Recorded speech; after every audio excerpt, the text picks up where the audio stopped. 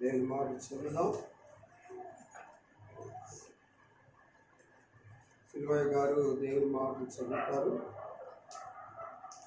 రోమా పత్రికలో నుండి దేవుని మాట చదువుదాం. రోమా పత్రిక 12వ అధ్యాయం 2వ వాక్యం చదువుతాం. మీరు ఈ లోక మర్యాదను అనుసరించక ఉత్తమమును అనుకూలమును సంపూర్ణమునైన దేవుని చిత్తమేదో పరీక్షించి తెలుసుకొనున్నట్లు మీ మనసు మారి నూతన మగుట వలన రూపాంతరము పొందుడి. కూర్చోండి. మహాగణుడు, మహోన్నతుడు, పరిశుద్ధుడు, నిరంతర స్తోత్రార్హుడైన మన దేవునికి స్తుతి మహిమ ఘనత కలుగునుగాక. ఆమేన్. మనమందరం కూడా దేవుని స్తుతించాలి, దేవుని గణపరచాలి. ఎందుకంటే అందుకోసమే దేవుడు మనం చేశాం. మనం ఆయన స్తుతించకుండా మనం ఎవరిని చూడడానికి ఇక్కడికి రాలేదు. మనల్ని ఎవరో చూడాలని మనం రాలేదు. మనం దేవుని కోసం వచ్చి ఆయన స్తుతించాలి, ఆయన మహిమపరచాలి. ఈరోజు ఒక విలువైన అంశం ద్వారా మనం ధ్యానం చేయగలిగిన ఏంటంటే దేవుని చిత్తము, ద విల్ ఆఫ్ గాడ్. దేవుని చిత్తము నా పట్ల ఏమై ఉన్నదో, మీ పట్ల ఏమై ఉన్నదో అది ఎరిగి ఉండడమే ఈరోజు దేవుడు మనతో మాట్లాడిన మాట. చాలామందికి తమ బిడ్డల పట్ల కొన్ని ఉద్దేశాలు ఉన్నాయి. నా బిడ్డను ఒక ఇంజనీర్గా చూడాలి, నా బిడ్డను ఒక డాక్టర్గా చూడాలి, నా కుమారుడి ఇంత ఉన్నతంగా ఎదగాలి, అంత గొప్పవాడు కావాలి, మేము ఒక మంచి ఇల్లు కట్టుకోవాలి, ఒక మంచి జాబ్ నేను పొందుకోవాలి, ఒక మంచి సంబంధమును నేను చేసుకోవాలి. ఇలాగా కొన్ని ఉద్దేశాలు మనకు ఉంటాయి. అది ఉండడంలో తప్పు లేదు. కానీ ఇవి మీకు మీ బిడ్డల పట్ల ఉండే ఉద్దేశాలు మీ బిడ్డలకు ఉంటాయి. నా తల్లిదండ్రులు నేను బాగా చూసుకోవాలి, వారిని బాధ పెట్టకూడదు, వారికి ఇబ్బంది పెట్టకూడదు, వారి మాట వినాలి అని తల్లి పిల్లలకు కూడా వారి ఉద్దేశాలు ఉంటాయి. కానీ ఇవి మనకు ఉండేటువంటి ఉద్దేశాలు. కానీ దేవుని ఉద్దేశం ఏంటి, దేవుని చిత్తం ఏంటి మన పట్ల? ఇక మనము దేవుని చిత్తము ఎరగకపోతే ఆయన చిత్తాన్ని మనము ఎలాగ నెరవేర్చాలి, ఎలా చెయ్యాలి? కనుక ఆయన చిత్తాన్ని మనం ఎరగనప్పుడు ఆయన చిత్తము కాకుండానే మనం బ్రతుకుతాం, ఆయన బాధ పెడతాం, ఆయన ఇబ్బంది పెడతాం. అందుకొరకే దేవుని చిత్తము ఈరోజు మనందరి పట్ల ఆయన ఉద్దేశము ఏంటి? ఈరోజు మీరు నేను వ్యక్తిగతంగా అనుకోవాలి, అవును నా పట్ల ఆయన ఉద్దేశము ఏంటి, నా పట్ల ఆయన చిత్తం ఏంటి? ఈరోజు మనం కొద్దిగా కన్ఫ్యూజ్లో ఉంటాం. నేను వివాహం చేసుకోవాలా, ఉద్యోగం చేయాలా, లేకపోతే 10th పాస్ అయ్యాను, మరి నేను ఏం తీసుకోవాలి, ఏం తీసుకుంటే నాకు అనుకూలంగా ఉంటుంది, కాబట్టి నేను ఇంజనీరింగ్కి వెళ్ళాలా, డాక్టర్కి చేయాలా. కాబట్టి ఇలాగ కొద్ది కన్ఫ్యూజన్లో ఉంది. కాబట్టి అలాంటప్పుడు ఏం చేస్తామంటే మనం దేవుని దగ్గరికి వెళ్ళి ప్రార్థన చేసినప్పుడు దేవుడు తన చిత్తాన్ని, తన ఉద్దేశాన్ని ఏం చేస్తారు, బయలుపరుస్తారు. కాబట్టి దేవుని చిత్తము, దేవుని ఉద్దేశం ఏం లేదు. నా ఇష్టమే ఇష్టం అంటే నీ ఇష్టం కొన్నిసార్లు నీవు నెరవేర్చలేక ఫెయిల్ అయిపోతావు. కాబట్టి దేవుని ఉద్దేశం ఏంటి నీ పట్ల, దేవుని చిత్తం ఏంటి నీ పట్ల, అది మనం తెలుసుకోవాలి. అలా తెలుసుకోవాలంటే మరి దేవుని వాక్యం ఏమేమి చెబుతుందో మనం ఈరోజు చూడాలి. అందుకనే మరి సార్ చదివారు దేవుని మాటలు ఏంటట,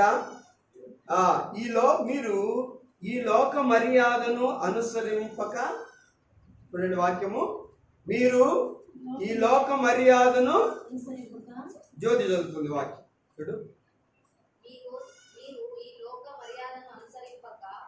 మీరు ఈ లోక మర్యాదను అనుసరింపక ఉత్తమమును అనుకూలమును సంపూర్ణమునునైనా దేవుని చిత్తమేదో ఏం చేయాలట, టెస్ట్ చేయాలి, పరీక్షించాలి, శోధించాలి, పరీక్షించి తెలుసుకోవాలి. చాలా అక్కడ కాదు. దేవుని చిత్తం ఏంటో తెలుసా? అక్కడ 3 మాటలు చెప్పారు. దేవుని చిత్తము ఉత్తమమును ఉత్తమమును అనుకూలమును సంపూర్ణమును నైనా దేవుని చిత్తమేదో పరీక్షించి మీరు తెలుసుకోవాలి. ఎవరి పట్ల? నా పట్ల. ఉత్తమం అంటే మంచిది, ఉత్తమమును అనుకూలము. దేవునికి అనుకూలమైనటువంటి, నాకు అనుకూలంగా నేను బ్రతకూడదు, దేవునికి అనుకూలంగా నేను బ్రతకాలి. దేవునికి అనుకూలమైంది, నాకు మంచిది, పరిపూర్ణమైంది, పర్ఫెక్ట్ కలిగింది, సంపూర్ణమునునైనా దేవుని చిత్తమేదో మనం ఏం చేయాలి? పరీక్షించి తెలుసుకోవాలి. తెలుసుకోవాల్సింది ఎవరు? ఆయన అట్లా పెడితే అట్లా జరుగుతుంది, నేనేం చేయాలి అనేది కాదు. గుడ్డి లైఫ్ అది, గుడ్ నడిచిన లైఫ్ ఉంటుంది. కాబట్టి నీకు దేవుడు, నాకు దేవుడు ఏం చెబుతున్నాడంటే, నా చిత్తము నీ పట్ల ఏమై ఉన్నదో అది తెలుసుకోవటం ఎవరిది? ఎవరి రెస్పాన్సిబిలిటీ? నీదే, మందే. ప్రభువా, నా వివాహంలో నీ చిత్తం ఏంటి? ప్రభువా, నా జాబ్లో నీ చిత్తం ఏంటి? ప్రభువా, నా ప్రయాణంలో నీ చిత్తం ఏంటి? మేము ఇలా ఇల్లు కొనుక్కోవాలనుకుంటున్నాం, నీ చిత్తం ఏంటి? ప్రతిదాన్ని మనం అడుగుతాం లోక సంబంధం. కానీ ఈ రోజున, దేవా, నా పట్ల నీ చిత్తం ఏంటి అని అడగాలి. నా పట్ల నీ ఉద్దేశము ఏంటి నాయన అని అడగాలి. కనుక ప్రతి విషయంలో మనం అలాగా అడగకపోతే మనం దెబ్బతింటాం. దేవుని చిత్తాన్ని నెరవేర్చక, దేవుని ఉద్దేశాన్ని నెరవేర్చక, మన ఇష్టాల కొరకు, మన యొక్క ఆశల కొరకు మనం వెళ్ళి దెబ్బతింటాం. మనం ఈరోజు యవనస్తులు కూడా ఎవరినో చూడటం, ఎవరినో ఇష్టపడటం, ఏదేదో నచ్చిందని చేసుకోవటం, ఎర్రగా ఉన్నాడు, బుర్రగా ఉన్నాడు, మంచి డబ్బు ఉందంట, పోతే సుఖమో లైఫ్ అని అలా ఇలా వెనక ముందు చూసుకోకుండా చేసుకొని, కాబట్టి లాస్ట్కు ఇబ్బందులు పాలవుతున్నారు. కొంతమంది అయితే దేవుని ఎరగని వారిని చేసుకుంటున్నారు, దేవునికి లోబడిన వారిని చేసుకుంటున్నారు, దేవునికి భయపడని వారిని చేసుకుంటున్నారు.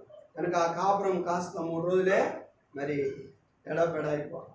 కాబట్టి ఈ రోజున దేవుని అడగాలి, అంతవరకు వేచి ఉండు, ఏం ప్రాబ్లం లేదు, నిదానించు. దేవా, నా వివాహం పట్ల నీ చిత్తం ఏంటి? నా లైఫ్ పట్ల నీ చిత్తం ఏంటి? నా పట్ల నీ చిత్తం ఏంటి? ఆయన ముందుకు వెళ్ళి కన్నీరు గార్చి ఏం చేయాలి? మనము ప్రార్థన చేయాలి, అడగాలి. ఒక యవనస్తురాలుగా దేవుని దగ్గర నువ్వు అడగాలి, ఒక యవనస్తులుగా దేవుని దగ్గర నువ్వు అడగాలి. ఏమవుతానో నాకే అర్థం కావట్లేదు అన్నట్టుగా ఉండకూడదు. నువ్వేం కావాలో అన్నది దేవుని చిత్తంలో ఉంది. నిన్ను వ్యర్థంగా దేవుడు నిర్మించలేదు, నిన్ను వ్యర్థంగా చేయలేదు దేవుడు. నువ్వు ఏమవ్వాలో, నువ్వు ఎలాగుండాలో, ఆయనకు ఎలాగుండాలో, లోకంలో ఎలాగుండాలో ఆయనకు తెలుసు ముందుగానే. ఆయనకు తెలుసు కనుక ఆయన అడిగి తెలుసుకొని నువ్వు పరీక్షించి తెలుసుకో. ఇక ఊరికనే ఏదో ఒకటి అవుతానులే, దొంగ అవుతావా? ఒకటి ఏదో ఒకటి అవ్వటము మనకు ఇష్టమేమో కానీ దేవునికి ఇష్టం కానే కాదు. కాబట్టి ఆ విషయాన్ని నేను ఈరోజు తెలుసుకోవాలంటే దేవుని చిత్తాన్ని అడిగి తెలుసుకోవాలి. దేవుని చిత్తాన్ని అడిగి తెలుసుకోవాలి. ఇంకోటి ఏముండాలంటే, దేవుని చిత్తం ఏంటో నా పట్ల తెలుసుకోవడానికి నాకు ఒక ఆశ ఉండాలి. నాకు ఆశ లేకపోతే నేను అడగను ఆయన. నేను 3 సంవత్సరాలు బైబిల్ ట్రైనింగ్ చేసిన తర్వాత డాండేల్లో మా ఇంట్లో మరి ఆ రోజు ఉపవాసం ఉండి రాత్రి ప్రార్థన చేశాను. ప్రభువా, మరి నిజ దేవుడు, నమ్మకస్తుడు, మరి 3 సంవత్సరాలు ట్రైనింగ్ చేయడానికి కృపనిచ్చావు. మరి మీ పరిచర్య చేయాలి, మరి నా పట్ల నీ చిత్తం ఏంటి, నా పట్ల నీ ఉద్దేశం ఏంటని కన్నీరు గార్చి ఆ రాత్రి నువ్వు ప్రార్థన చేశావు. దాదాపు 84లో ప్రార్థన చేసినప్పుడు దేవుడు జఫన్యా 3:12 వాక్యాన్ని నాకు చూపించాడు. అదే వాయిస్ అన్నమాట. జఫన్యా 3:12 చదువు, జఫన్యా 3:12 చదువు అని ఒక కొండలో ప్రతిధ్వనించిందనమాట ఆ మాట. అక్కడేముందంటే, దుఃఖితులకు దీనులను యెహోవాను ఆశ్రయించు జనశేషముగా నీ మధ్యలో నేను ఉండనిస్తాను అనే మాట అక్కడ రాయబడింది. అప్పుడు నేను నిర్ధారణ చేసుకున్నాను, నిజంగా దేవుడు నన్ను సేవకు పిలిచారు. కాబట్టి నేను సేవ చేయాలని నాకు ఆశ ఉంది. కాబట్టి నేను ఆయన పదే ఏం చేస్తున్నాను? అడుగుతున్నాను, నీ చిత్తం ఏంటి? ఒకవేళ సేవ మీద నాకు ఇంట్రెస్ట్ లేకపోతే నేను దాదాపు ఈ 35 ఇయర్స్లో ఎప్పుడో వెళ్ళిపోయాను. ఈ శ్రమలకు, ఈ కష్టాలకు, ఈ యొక్క పేదరికానికి, రోగాలకు, ఈ ఇబ్బందులకు నేను నిలబడేవాడిని కానే కాదు. ఆయన చిత్తం ఉంది కాబట్టి ఆయన నిలబెట్టాడు. ఆయన చిత్తం ఉంది కాబట్టి నన్ను స్థిరపరిచాడు. ఆయన చిత్తం ఉంది కాబట్టి అనుభవించాను. అలాగనే ప్రతి ఒక్కరి పట్ల ఏముంది? దేవునికి ఒక చిత్తం ఉంది. అదేం చేయాలి? మరి మనము ఏం చేయాలి? పరీక్షించి తెలుసుకోవాలి. ఏం చేయాలి? కన్నడ చదివినాను అదే మాట. కన్నడ ಈ ಲೋಕದ ನಡವಳಿಕೆಯನ್ನು ಅನುಸರಿಸದೆ ನೂತನ ಮನಸ್ಸನ್ನು ಹೊಂದಿಕೊಂಡು ಪರಲೋಕದ ಭಾವದಾವಿಗಿರ್ರೆ. ದೇವರ ಚಿತ್ತಾನುಸಾರವಾಗಿದ್ದು ಉತ್ತಮವಾದದ್ದು, ಮೆಚ್ಚುಗೆಯಾದದ್ದು, ದೋಷವಿಲ್ಲದೆ ಇರುವುದು ಯಾವುದೆಂದು ಯೋಚಿಸಿ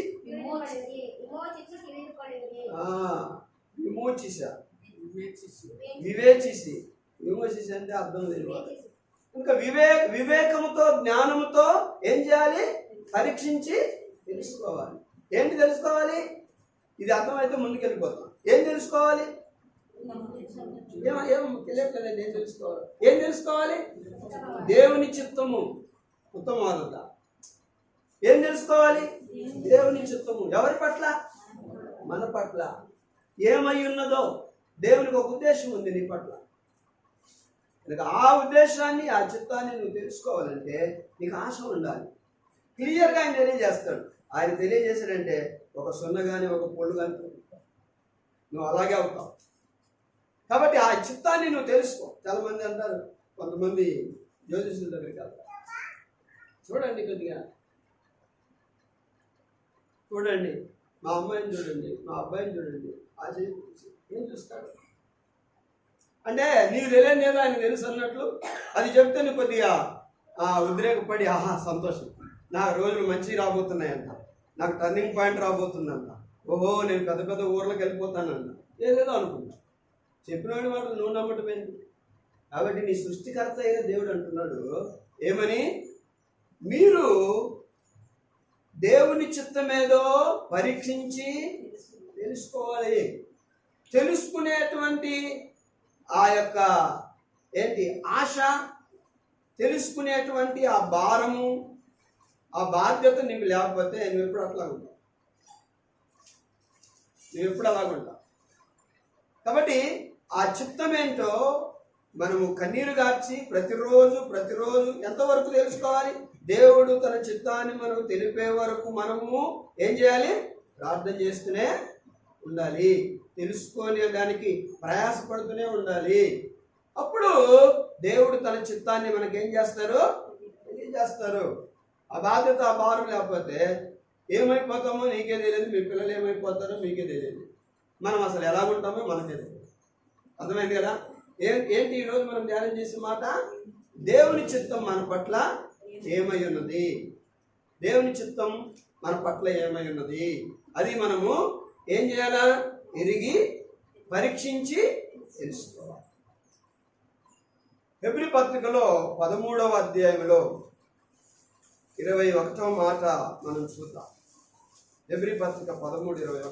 మృతులలో నుండి లేపిన సమాధానకర్తయగు దేవుడు యేసుక్రీస్తు ద్వారా తన దృష్టికి అనుకూలమైన దానిని మనలో జరిగించుచు ప్రతి మంచి విషయములో, ఇక్కడ కొద్దిగా లేట్ గా ఆగి చదవండి. ప్రతి మంచి అక్కడ అందరూ కన్క్లూషన్ పెట్టారు. ప్రతి మంచి విషయములోను తన చిత్త ప్రకారము చేయుటకు మిమ్మును స్థిరపరచును గాక. దేవునికి స్తోత్రం. హల్లెలూయా. ఏంటంట ఇక్కడ పౌలు గారు ఒక మాట అంటున్నాడు, ప్రతి మంచి విషయములను మీరు చేయుటకు, తన చిత్తములో చేయుటకు దేవుడు మిమ్మలను స్థిరపరచునుగాక, సిద్ధపరచునుగాక అంటాడు. అంటే పౌలు ఉద్దేశం ఏంటంటే మీరు దేవుని చిత్తము చేయాలి అంటే మంచి మంచి వాటిని చేయాలి అని. ఏం చేయాలి? మంచి క్రియలు చేయాలి. చెడ్డవి చేస్తే అది దేవుని చిత్తమా కాదు. నువ్వు పడిపోవడం దేవుని చిత్తమా కాదు. నువ్వు చెడిపోవడం దేవుని చిత్తమా ఏమో ఈరోజు సినిమాకి వెళ్ళటం దేవుని చిత్తమా? నో. ఎప్పుడు కూడా నువ్వు దేవునికి విరోధంగా, దేవుని వాక్యానికి విరోధంగా మనం వెళ్ళటం దేవుని చిత్తం కానే కాదు. మనం ఎప్పుడు కూడా మంచి చేయటం అన్నదే దేవుని యొక్క ఉద్దేశం. పౌలు అంటున్నాడు దేవుని చిత్తంలోనికి రాలేదు, ఇంకా ఏం చేయాలి. పౌలు తన యొక్క స్టేట్మెంట్ ఏం చెప్తున్నాడంటే, ఇదిగో మీరు సమస్త మంచి విషయములను చేయుటకు తన చిత్తములో దేవుడు మిమ్మలను సిద్ధపరచునుగాక. మంచి చేయడానికి మనలో రెండు తలంపులు ఉంటాయి. ఒకటి మంచి చేసే మనసు ఉంటుంది, రెండవది చెడు చేసే మనసు కూడా ఉంటుంది. కాబట్టి కంట్రోల్ చేసుకోవాలి. మంచి చేయాలి నేను, చెడు చేయకూడదు. మంచి మార్గంలో వెళ్ళాలి నేను, చెడు మార్గంలోకి వెళ్ళకూడదు అని నీ సెల్ఫ్ కంట్రోల్ నీవు కలిగి ఉంటే నీవు మంచిలోనే నడుస్తావు, మంచి చేస్తావు. కనుక దేవునికి ఇష్టంగా నువ్వు జీవిస్తావు. అందుకని రెండవ మాట ఏంటంటే, మంచి చేయుటయందు దేవుని చిత్తమును జరిగించుటకు ఆయన మిమ్మలను సిద్ధపరచునుగాక. కాబట్టి ఇప్పుడు ముందుకు వెళ్తాం మనం. కనుక దేవుని చిత్తం ఏంటి అన్నది వెళ్తాం. దేవుని చిత్తం ఏంటి? దేవుని చిత్తాన్ని మనం పరీక్షించి ఏం చేయాలి? తెలుసుకోవాలి. దేవుని చిత్తం ఏంటి అన్నది చూద్దాం. మొదటి పాయింట్ ఏంటి దేవుని చిత్తం? మొదటి తెస్సలోనిక పత్రిక 4వ అధ్యాయము మొదటి మాట నుండి కొన్ని మాటలు చదువుదాం. సహోదరులారా, మేము ప్రభు అయిన యేసు ద్వారా మీకు ఇచ్చిన ఆజ్ఞను మీరు ఎరుగుదురు కాగా, మీరు ఎలాగూ నడుచుకొని దేవుని సంతోషపరచవలెనో మా వల్ల నేర్చుకున్న ప్రకారముగా మీరు నడుచుకొనుచున్నారు. ఈ విషయంలో మీరు అంతకంతకు అభివృద్ధి నందవల్లని మిమ్మల్ని వేడుకొని ప్రభు అయిన యేసునందు హెచ్చరించుచున్నాము. మీరు పరిశుద్ధులగుటయే అనగా మీరు జారత్వములకు దూరముగా ఉండుటయే. చూసుకుంటున్నారు అందరూ? వాక్యం ఉన్న వాళ్ళందరూ కూడా మీరు పరిశుద్ధులగుటయే అనగా జారత్వమునకు దూరముగా ఉండుటయే దేవుని చిత్తము. దేవునికి స్తోత్రం. దేవుని చిత్తం ఒకటి ఏంటంటే, మనము పరిశుద్ధులుగా ఉండి పాపమునకు దూరముగా ఉండుటే దేవుని చిత్తం. పరిశుద్ధులుగా ఉండుటయే అనగా జారత్వమునకు దూరముగా ఉండుటయే దేవుని చిత్తము. దేవుని చిత్తం ఏంటంటే మన పట్ల, వింటున్నారా? దేవుని చిత్తం ఏంటి మన పట్ల? మనం పరిశుద్ధులుగా ఉండటము. మనము ಪರಿಶುದ್ಧುలుగా ನಾನು ಯಾವಾಗ ಕ್ಲೀನ್ ಆಗಿರ್ತೀನಿ ಸರ್, ನಾನು ಹೌದು ಕ್ಲೀನ್ ಆಗಿರ್ಬೇಕು. ಯಾವ ವಿಷಯದಲ್ಲಿ? ಒಳ್ಳೆ ಕ್ಲೀನ್ ಆದ ಬಟ್ಟ ಅದಲ್ಲ ಹೇಳೋದಿಲ್ಲ. క్లీన్ అయిన బట్టలు వేసుకోవటం, బాగా మంచి 200-300 రూపాయలతో వస్తుంది సబ్బుతో స్నానం చేయటం, అది కావాల్సింది. ఇక్కడ శుభ్రంగా ఉండాలి శారీరకంగా, కానీ ఆత్మీయంగా దేవుని దృష్టిలో మనం ఎట్లా ఉండాలంట? పరిశుద్ధులుగా ఉండాలి. దేవుని స్తోత్రం. ఎట్లా ఉండాలి? పరిశుద్ధులుగా ఉండాలి. పరిశుద్ధులుగా ఉండడం ఏంటి? మనము అందరం కూడా పరిశుద్ధులుగా ఉండడం ఏంటి? మన పట్ల దేవుని చిత్తం అది. ఆయన ఉద్దేశం అది. మనం పాపము చేయటం ఆయన ఉద్దేశం కాదు, మనం చెడిపోవటం ఆయన ఉద్దేశం కాదు, మనం కీడు చేయటం ఆయన ఉద్దేశం కాదు, ఒకరికి అన్యాయం చేయటం ఆయన ఉద్దేశం కాదు, మనం తిట్టడం కొట్టుకోవటము ఒకరికొకరు దూరం అవటం ఆయన ఉద్దేశం కానే కాదు. ఈ లోకంలో మనం అందరి చేత అవమానాలు పొందడం ఆయన ఉద్దేశం కాదు. మనం ఎలా ఉండడం ఆయన ఉద్దేశం, చిత్తము ఒకటి. పరిశుద్ధులుగా ఉండడము ఆయన చిత్తము. ఎలా ఉండడము? పరిశుద్ధులుగా ఉండడము ఆయన యొక్క చిత్తము. కనుక పరిశుద్ధులుగా మనం ఉండకపోతే దేవుని బిడ్డలారా మనం ఏమైపోతాం? అపవిత్రులమైపోతాం. కనుక మన ఘటములను, ఈ దేహం ఎవరిచ్చారు మనకు? 1 కొరింథీ 6:20 వాక్యాన్ని చూడండి ఒకసారి. 6:20.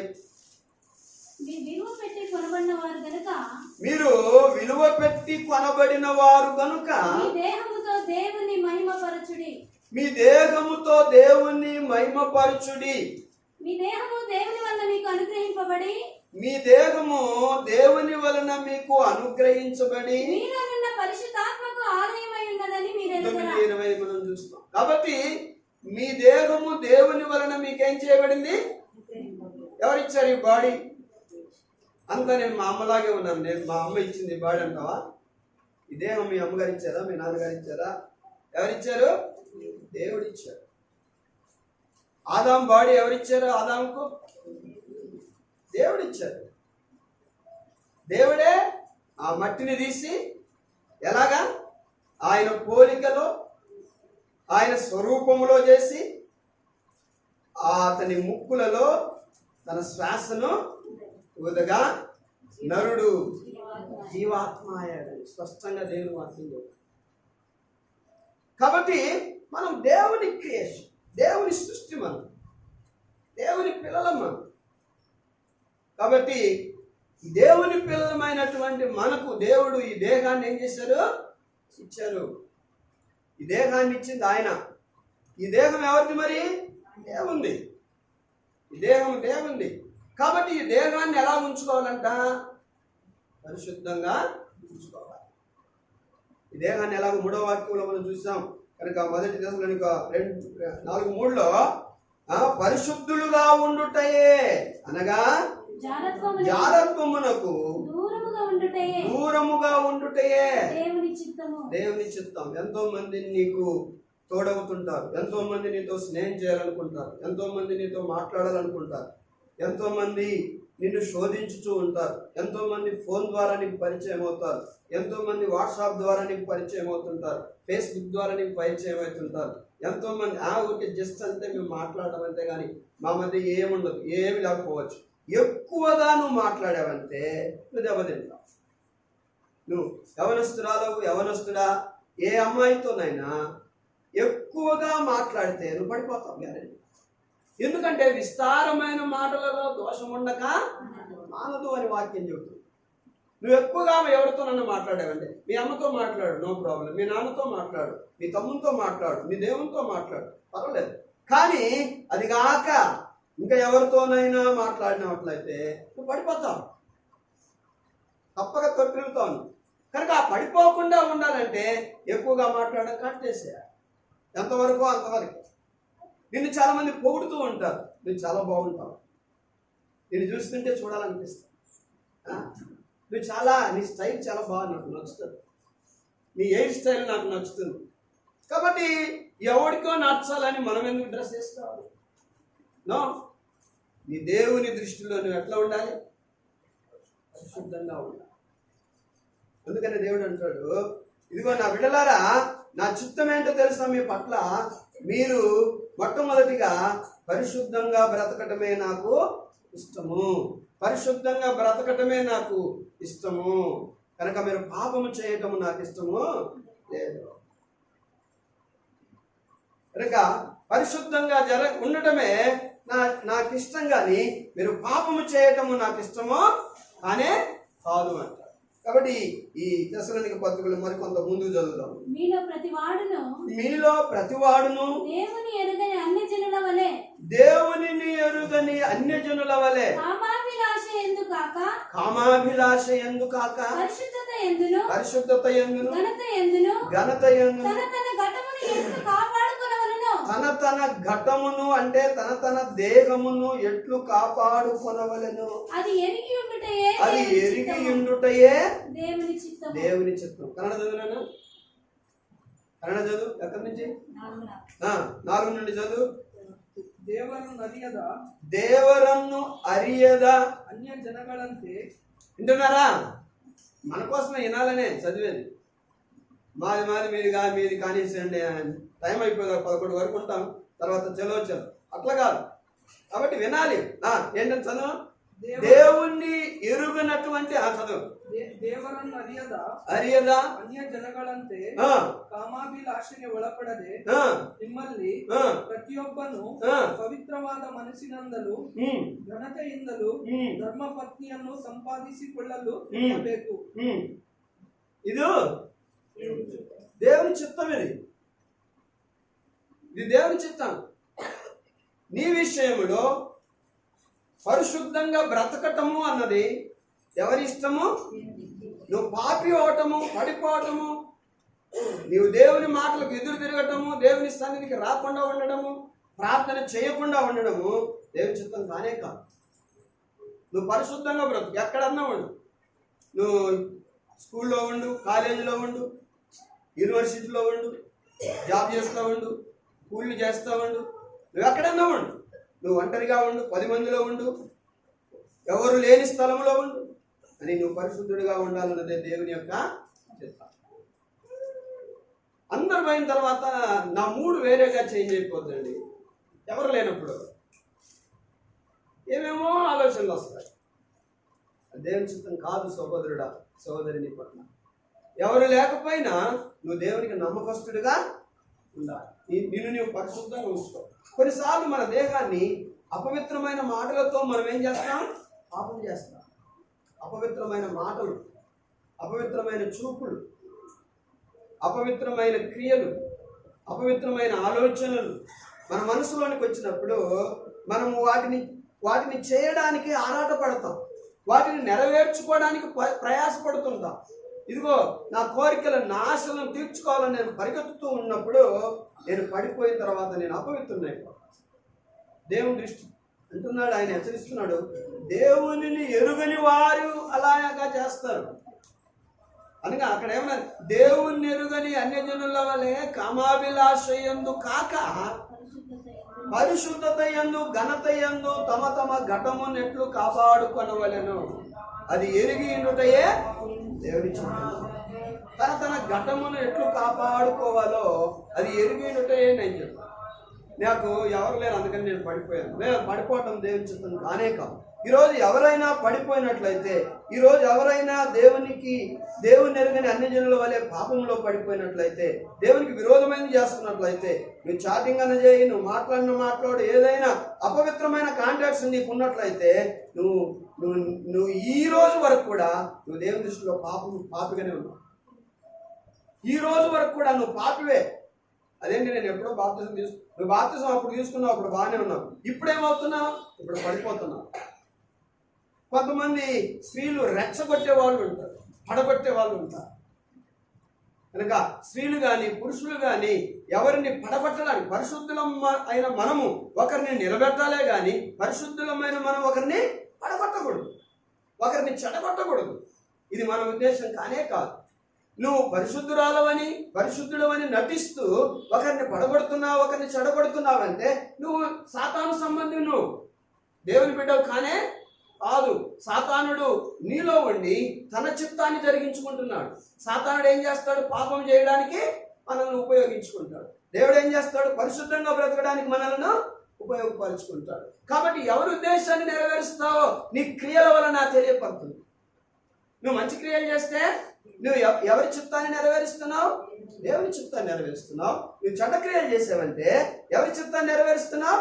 సాతాను క్రియలను నువ్వు నెరవేరుస్తున్నావు. కాబట్టి నువ్వు సాతాను మనిషివా, దేవుని మనిషివా?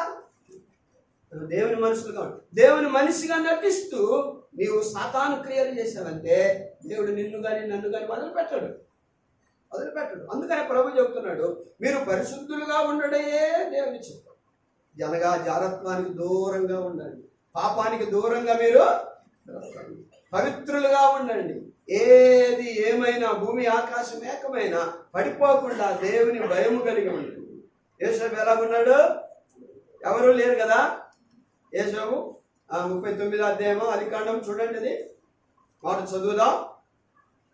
9వ వాక్యమా? 39:9 ఆదికాండం.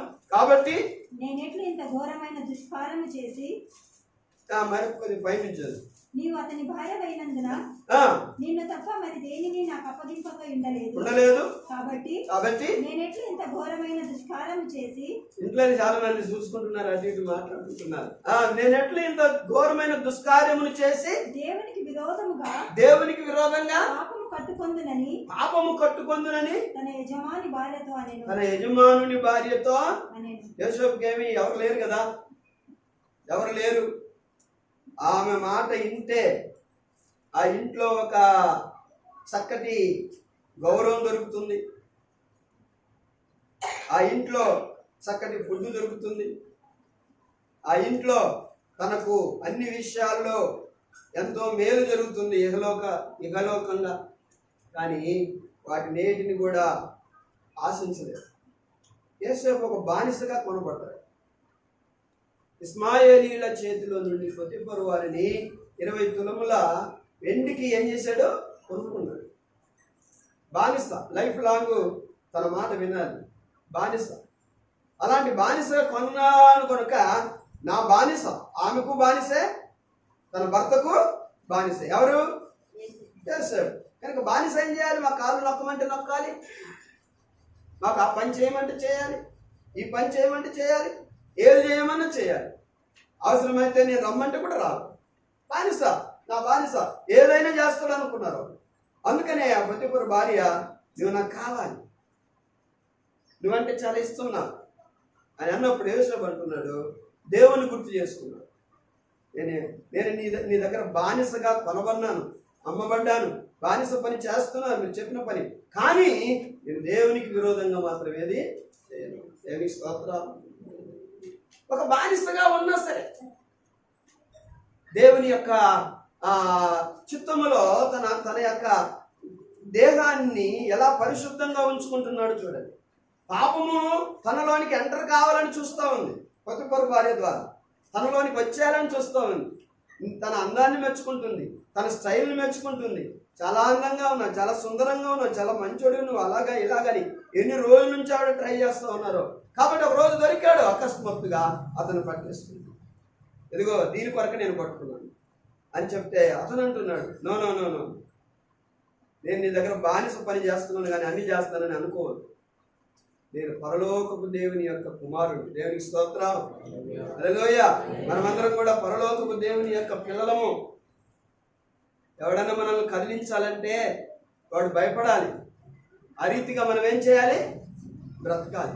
ఈ అమ్మాయి అలాంటిదే అని అందరు అనుకోకూడదు నీ గురించి, ఈ అబ్బాయి అలాంటి వాడే అని అందరు అనుకోకూడదు నీ గురించి. కనుక నీ గురించి ఏదైనా తెలియాలంటే ఆ అమ్మాయి పరిశుద్ధంగా ఉంటుంది, ఆ అబ్బాయి పరిశుద్ధంగా ఉంటాడు అని ఇతరులు తెలుసుకోవాలే కానీ నీ గురించి నా గురించి ఏదేదో అనుకోకూడదు. యోసేపు గురించి వీడు అనుకుంది, వీడు బానిస కదా, నేను చెప్పిన మాట వింటే వినే వింటాడు. అతను అంటున్నాడు, నో, యెహోవాకు కాబట్టి నేనెట్లు ఇంత ఘోరమైన దుష్కార్యమును చేసి ఎవరికి విరోధంగా? మనం ఏదైనా తప్పు చేస్తే ఎవరికి విరోధంగా చేస్తున్నాం? దేవునికి విరోధంగా పాపము కట్టుకుంటాను కానీ తన యజమానుని భార్యతో. కాబట్టి చూసారా, తనను తాను ఎలాగైతే పరిశుద్ధంగా ఉంచుకుంటున్నాడో, ఈరోజు దేవుని బిడ్డలైనటువంటి మనమందరం కూడా దేవుని దృష్టిలో ఎలా ఉండాలి? పరిశుద్ధులుగా ఉండాలి. పరిశుద్ధులుగా ఉండడం ఏంటి? దేవునికి మన పట్ల ఆయన చిత్తం, అది ఆయన చిత్తం. మనం ఎలా ఉండాలన్నది ఆయన చిత్తము. మనం పరిశుద్ధులుగా ఉండాలి. ఏం లేదు, నేను వస్తా ఉంటే పాత స్నేహితులు ఎవరు ఎదురయ్యారు, కొద్దిగా నువ్వు కొద్దిగా పుచ్చుకుందిరా అన్నారు, అక్కడ కోటేస్తున్నావు. నువ్వు దేవుని పెట్టావు, నువ్వు మారినవాడు, నువ్వు ప్రభు పెట్టావు. కాబట్టి అవన్నీ వదిలేసాను, ఎప్పుడో పాత బ్రతుకు అయిపోయింది, చచ్చిపోయింది, నేను అది ముట్టను అని తప్పించుకొని రావాలి. కానీ నువ్వు ఇసుపేట ఆడేవాడు కనపడితే ఇసుపేట ఆకుల దగ్గర కూర్చోవటం, ఓసి నంబర్ రాసేవాళ్ళు కనపడితే ఓసి నంబర్ల దగ్గర కూర్చోవటం, పాలు పరకలు నమిలే వాళ్ళ దగ్గర ఉంటే వాళ్ళ దగ్గర పోయి కూర్చోవటం, సిగరెట్లు తాగే వాళ్ళు ఉంటే వాళ్ళ దగ్గరికి వెళ్ళి కూర్చోవటం. ఇలాగ నువ్వు ఎక్కడ చూస్తే దానికి పడిపోతావంటే నీ పరిశుద్ధత పోతుంది అంతే. కాబట్టి నీ పరిశుద్ధత నువ్వేం చేయాలి? కాపాడుకోవాలి. నీకే ఇచ్చాడు దేవుడు అది బాధ్యత. ఎట్లు కాపాడుకొనవలెనో ఎరిగి ఉండాలి నువ్వు. You should know that. ఏం తెలుసుకోవాలి మనం ఎట్లాగా పరిశుద్ధతను కాపాడుకోవాలో, పరిశుద్ధతను మెయింటైన్ చేసుకోవాలి. మనం మెయింటైన్ చేసుకోవాలి పరిశుద్ధతను, దానిలో అభివృద్ధి చెందాలి, పరిశుద్ధతలో మనం ఎదగాలి, దాంట్లో స్థిరులం కావాలి పరిశుద్ధతలో మనం. కాబట్టి అలాగ పరిశుద్ధత లేకపోతే అందుకని 51వ కీర్తనలో దావీదు గారు ఇలాగ అంటారు, దేవా శుద్ధ హృదయమును నాకు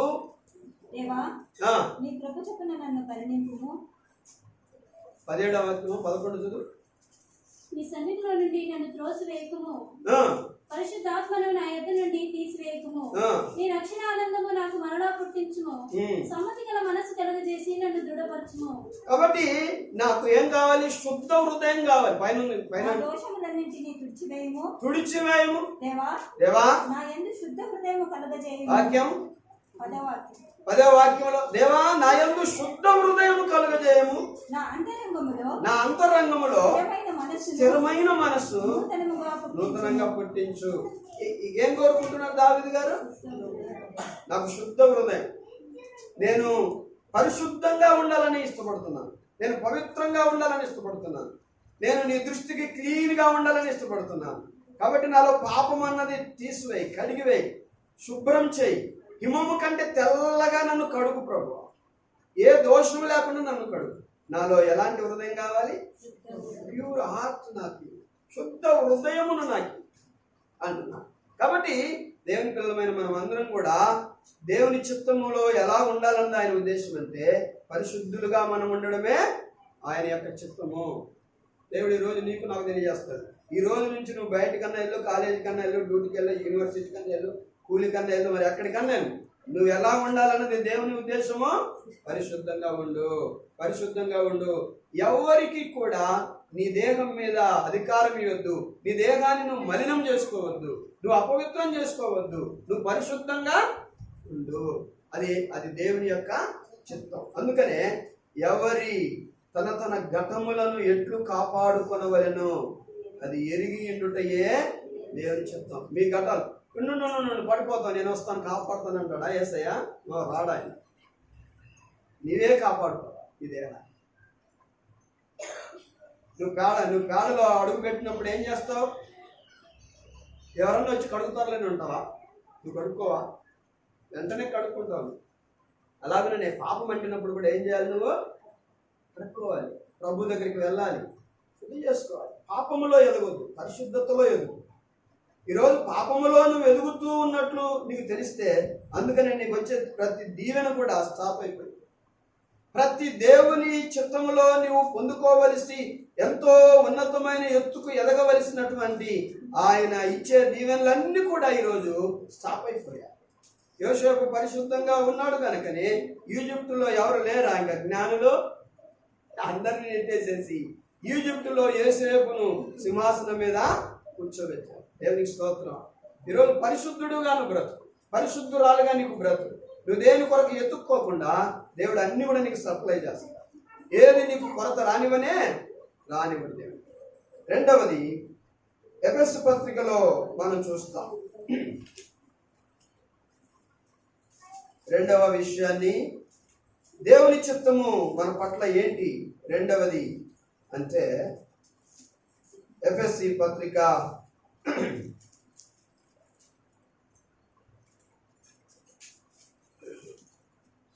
ఎఫెసీ పత్రిక 5వ అధ్యాయము 17వ వాక్యం నుండి మనం చదువుదాం. అవివేకులు కాక ప్రభు యొక్క చిత్తమేమిటో గ్రహించుకొనుడి. మరియు దేంతో మత్తులు కాకుండా ఉండాలి? మద్యముతో మత్తులు కాకుండా ఉండండి. దానిలో దుర్వ్యాపారం కలదు. అయితే ఆత్మపూర్ణులైండుడి. ఒకరినొకడు కీర్తనలతోను సంగీతములతోను ఆత్మ సంబంధమైన పాటలతోను హెచ్చరించుచు మీ హృదయములలో ప్రభువుని గురించి పాడుచు కీర్తించుచు మన ప్రభువైన యేసుక్రీస్తు పేరట సమస్తమును గూర్చి తండ్రి అయిన దేవునికి ఎల్లప్పుడూ కృతజ్ఞతాస్తుతులు చెల్లించుచు క్రీస్తునందరి భయముతో ఒకరినొకడు లోబడిండుడి. కాబట్టి ఏం చేయాలట? మనము సమస్త విషయములలో దేవునికి ఏం చేయాలట? కృతజ్ఞతాస్తుతులు చెల్లించాలి. అది ఆయన చిత్తం. సమస్త విషయములలో దేవునికి కృతజ్ఞతాస్తుతులు చెల్లించాలి. ఏమేమి నేను పొందుకున్నామో అది సింపుల్ అండి, ఇది చిన్నది లేండి. ఈరోజు మనం సంతకెళ్ళి వచ్చాం, అది సింపుల్. ఏం దేవుని కృతజ్ఞతాస్తుతులు చేయవలసిన పని లేదు. ఈరోజు నువ్వు తిరుగుతున్న అన్నము, వేసుకుంటున్నటువంటి బట్టలు, వేసుకుంటున్నటువంటి నగలు, కాబట్టి నీవు పొందుకుంటున్నటువంటి శాలరీ, నీకు దేవుడిచ్చినటువంటి ఉద్యోగము, దేవుడిచ్చినటువంటి వాహనాలు, ఇల్లు, అదేదైనా సరే, పిల్లలు, భార్య, భర్త, అదేదైనా సరే, పని, అదేదైనా సరే, దాన్ని బట్టి దేవునికి ఏం చేయాలి? కృతజ్ఞతాస్తుతులు చెల్లించాలి. ప్రభువా నాకు ఇది ఇచ్చినందుకు నీకు స్తోత్రం. ప్రభువా ఈరోజు మాకు ఆహారం ఇచ్చినందుకు స్తోత్రం.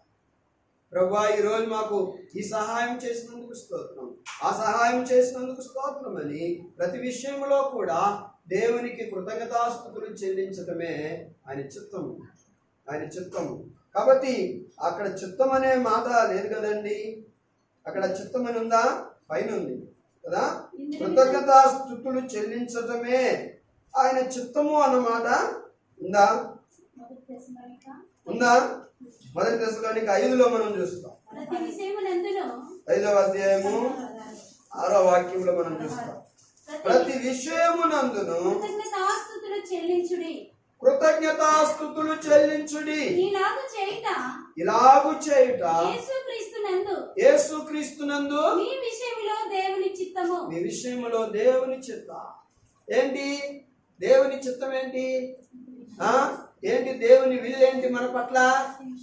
ప్రతి విషయంలో, ఇన్ ఎవ్రీథింగ్, ప్రతి విషయంలో కూడా మనం దేవునికి ఏం చెల్లించాలట? కృతజ్ఞతాస్తుతులు చెల్లించాలి. కృతజ్ఞతాస్తుతులు చెల్లించటం ఎవరి చిత్తము? ఎవరు చెల్లించాలి? మనం చెల్లించాలి. ఒకటి ఏంటి? మనం ఎలా ఉండటం దేవుని చిత్తము? పరిశుద్ధులుగా ఉండాలి. మనం పరిశుద్ధులుగా ఉంటే అది ఆయన ఉద్దేశాన్ని, ఆయన చిత్తాన్ని మనం నెరవేర్చినట్టు. మనం దేవుని కృతజ్ఞతాస్తుతులు చెల్లిస్తే ఆయన ఉద్దేశాన్ని, ఆయన చిత్తాన్ని మనం నెరవేర్చినట్టు. ప్రతి విషయంలో కూడా నువ్వేం పొందుకుంటావో దాని అంతటికి కూడా దేవునికి ఏం చెల్లించాలి? కృతజ్ఞతాస్తుతులు చెల్లించాలి. అలాగా కృతజ్ఞతాస్తుతులు చెల్లించటమే దేవుని చిత్తము, దేవుని చిత్తం. మనం లూకా సువార్త 17వ అధ్యాయం 17వ వాక్యం చూస్తాం. 17వ అధ్యాయం 17వ వాక్యంలో అక్కడ కుష్ఠరోగి ఒకరు శుద్ధి అయ్యి మరి ఏం జరిగిందో మనం అక్కడ చూస్తాం. చూద్దాం. అందుకు యేసు 10 మంది శుద్ధులైన కాగా పదాలు చదవండి. గొప్ప శబ్దముతో దేవుని మహిమపరచుచు, వాడు గొప్ప శబ్దముతో దేవుని మహిమపరచుచు తిరిగి వచ్చి ఆయనకు కృతజ్ఞతాస్తుతులు చెల్లించుచు ఆయన పాదముల యొద్ద సాగిలపడి. చూసారా ఎంతమంది శుద్ధులయ్యారు? 10 మంది శుద్ధులయ్యారు. 10 మందిలో ఒక అతనే తిరిగి వచ్చాడు. ఈరోజు మన ఇంట్లో ఎంతమందిని కాపాడాడు దేవుడు? అందరినీ కాపాడు. అది వచ్చేది ఎంతమంది? ఎంతమందికి అన్నం పెట్టాడు? అందరికీ పెట్టాడు దేవుడు. కాబట్టి వచ్చేది ఎంతమంది? ఎంతమందికి ఈరోజు దేవుడు ఆరోగ్యం ఇచ్చాడు? అందరికీ ఇచ్చాడు. కానీ వచ్చేది ఎంతమంది? అంటే కొంతమందికి బతుకుతున్నాను నాకై నేనే, తింటున్నాను నాకై నేనే, జీవిస్తున్నాను నాకై నేనే అనుకుంటున్నారు. కానీ నేను ఈరోజు బ్రతికే బ్రతుకు, తినే తిండి, నేను జీవించే జీవితం, ఈ ఆరోగ్యము, ఈ చదువు, ఈ పదవి, ఇదంతా కూడా దేవుడు నాకు ఇచ్చిందని వారు గుర్తించలేకపోతున్నారు. అందుకనే వారు దేవుని కృతజ్ఞతాస్తుతులు చెల్లించడం లేదు, దేవుని మందిరానికి రావట్లేదు. కాబట్టి ఆ రీతిగా చేయడం దేవుని చిత్తమా? కాదు. ప్రతి ఒక్కరు కూడా దేవుని మేలులు గుర్తెరగాలి. దేవునికి ఏం చేయాలి? కృతజ్ఞతాస్తుతులు చెల్లించాలి.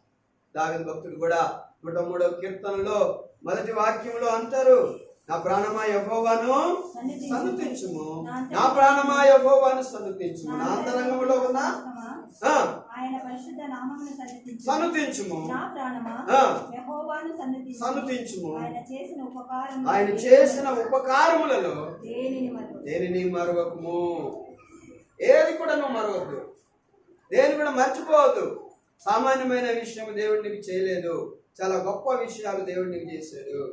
కాబట్టి దేన్ని కూడా నువ్వేం చేయకూడదు, మర్చిపోక ఏం చేయాలి? కృతజ్ఞతాస్తుతులు చెల్లించు అంటున్నారు.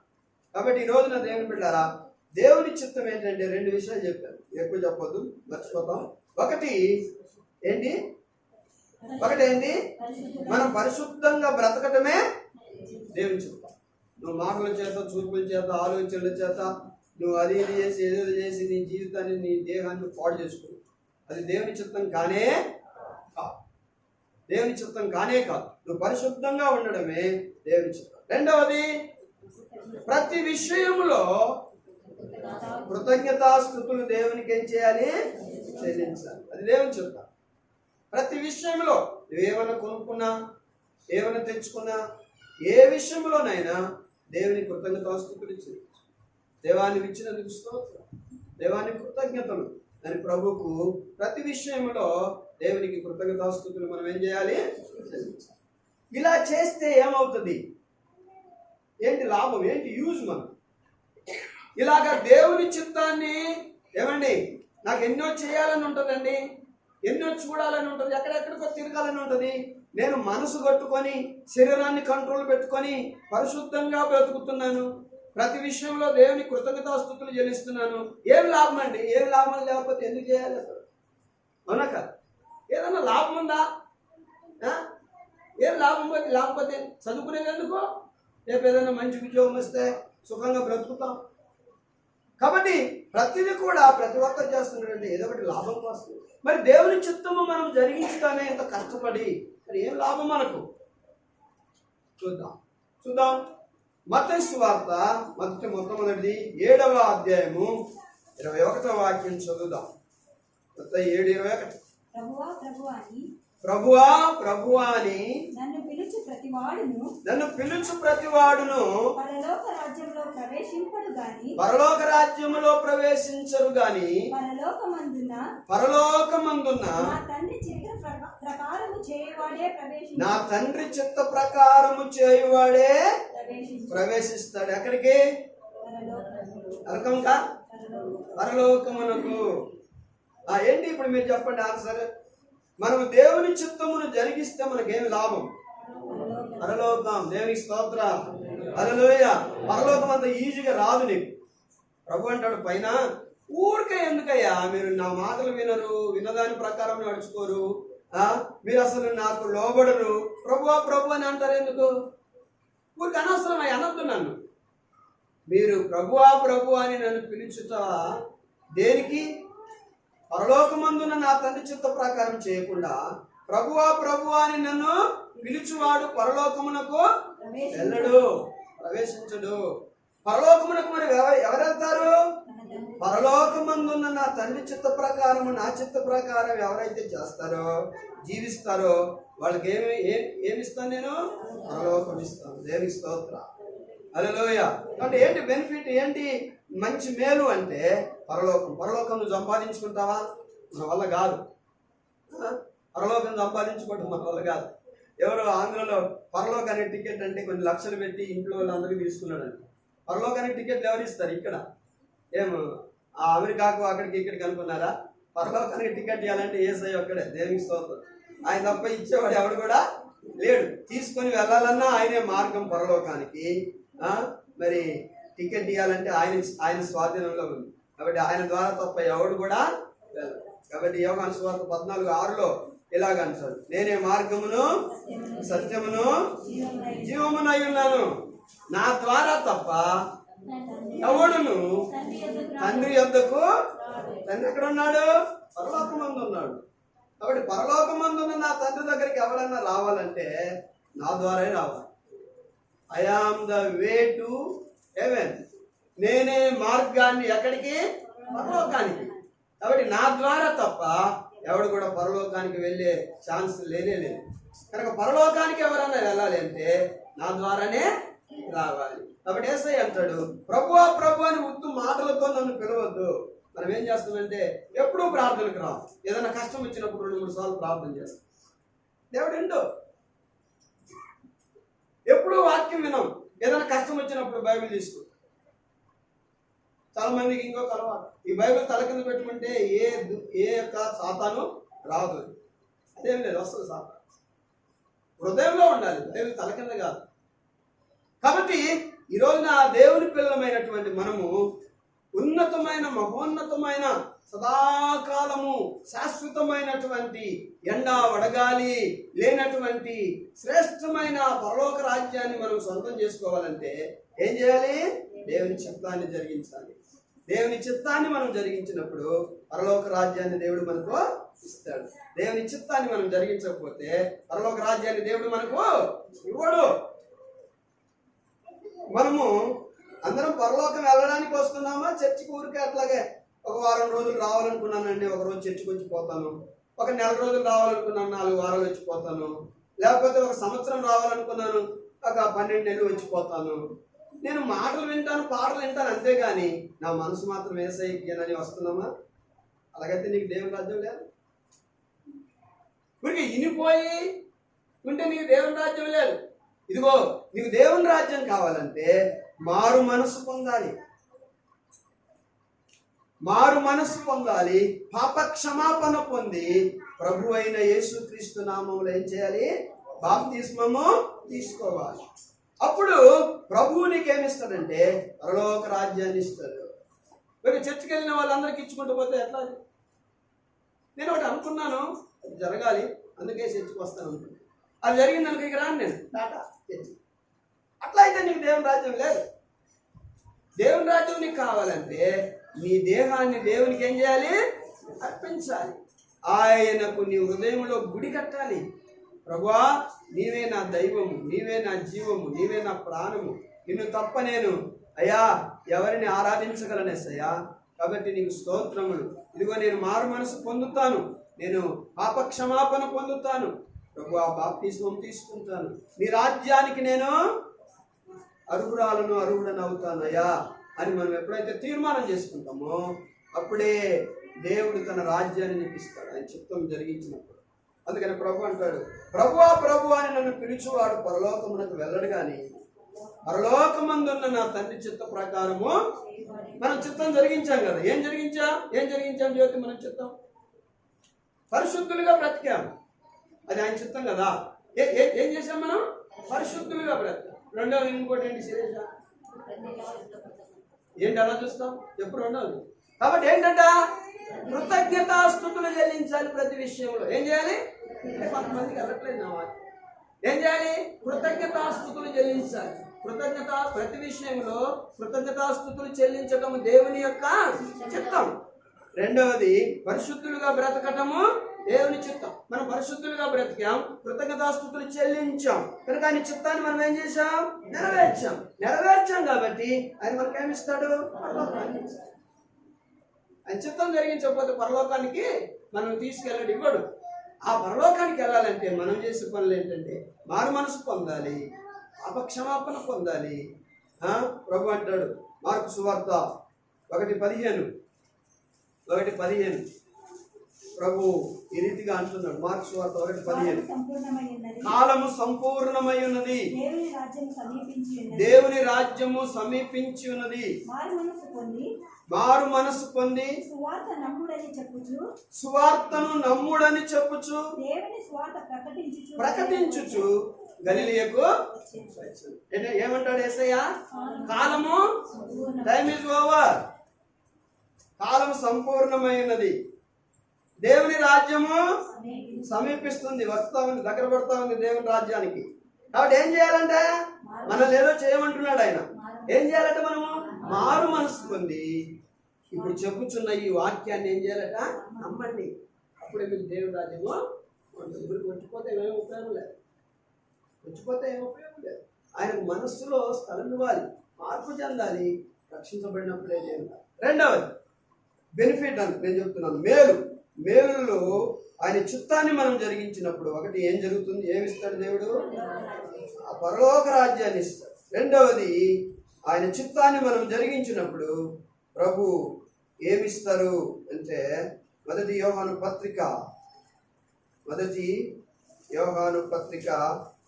2వ అధ్యాయము 17వ వాక్యం చదువుదాం. లోకమును దాని ఆశయు గతించిపోవచ్చున్నవి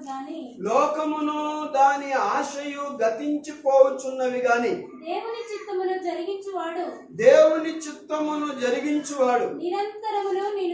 నిరంతరము నిలుచును. దేవునికి స్తోత్రం. అదిలో పోడు, నిరంతరము నిలుస్తాడు. ఇంకో చెప్పిన ఎటర్నల్ లైఫ్, నిత్యము ఉంటాడు. ఎవరు ఉండేది? ఎవరు? దేవుని చిత్తాన్ని జరిగించేవాడు. దేవుని చిత్తం ఏంటి? పరిశుద్ధులుగా బ్రతకటం. దేవుని చిత్తం ఏంటి? ప్రతి విషయంలో దేవునికి కృతజ్ఞతాస్తుతులు చెల్లించటం. ఈ చిత్తాన్ని మనము జరిగించినట్లయితే దేవుడు మనకేమిస్తాడు? పరలోక రాజ్యాన్ని ఇస్తాడు. రెండవది ఏం చేస్తాడంటే నిరంతరము మనల్ని బ్రతికిస్తాడు. దేవునికి స్తోత్రం. దేవుని చిత్తము జరిగించువాడు ఏమవుతాడు? నిరంతరము బ్రతుకుతాడు. వాడు ఎప్పుడు కూడా చనిపోడేక. మరణము దేనికి? శరీరానికా ప్రాణానికా? శరీరానికి. ప్రాణానికి మరణం లేనే లేదు. ఈ ప్రాణానికి రెండు స్థలాలు ఉన్నాయి. ఒకటి నరకం, రెండవది పరలోకం. ఈ రెండింటిలో దేనికో ఒక దానికి వెళ్ళాలి. ఈ రెండు నిత్యము ఉండేవే, ఈ రెండు కూడా ఎప్పుడు ఉండేవే, ఈ రెండు కూడా ఎప్పుడు అంతం కానే కావు. అందుకని ఏమన్నారు? నిత్య నరకం, నిత్య జీవం. నిత్య నరకం ఎప్పుడు కూడా నరకము. అగ్ని ఆరదు, పురుగు చావదు, ఎప్పుడు కూడా నరకం. నరకం ఏముంటాయి తెలుసా? అగ్ని, పొగ, పళ్ళు కొరకటము, యాతన, కన్నీరు, బాధలు ఉంటాయి. ఈ లోకంలోనే ఎక్కువ తక్కువ అవుతున్నాం, ఆ నరకంలో పడి ఎక్కడ మనం అగసాటపడతాం. అందుకొరకు ఆ నరకము నుండి తప్పించుకునే కొరకు దేవుడు ఏమంటాడంటే, నేను నిత్యము నిన్ను బ్రతికిస్తాను, నిత్య జీవాన్ని ఇస్తాను, నిరంతరమును బ్రతుకుతావు, ఇక మరణం అన్నది నీకు లేనే లేదు.